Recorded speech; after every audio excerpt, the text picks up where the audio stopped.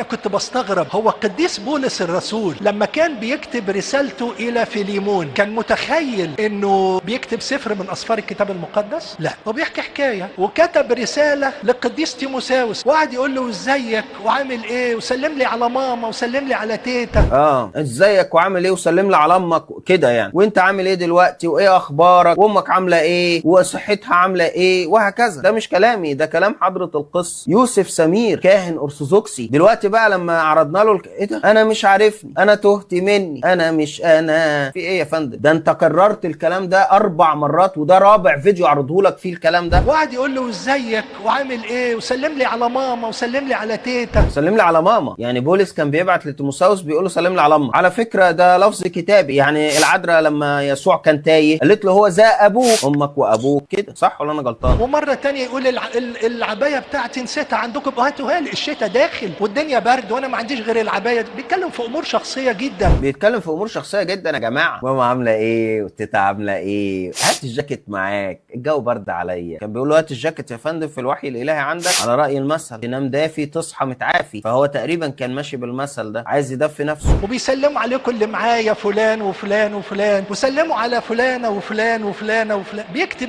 مش في ذهنه انه يكتب سفر من اسفار الكتاب المقدس، بيكتب رسائل.